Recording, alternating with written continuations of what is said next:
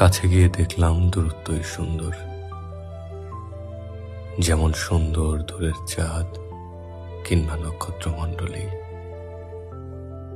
ছুঁয়ে দেওয়ার চেয়ে ছোঁয়ার আকাঙ্ক্ষাটাই বেশি সুন্দর। অতি প্রিয় কোনো কিছুই ছুঁয়ে ফেলতে নেই, দূরত্বই সুন্দর।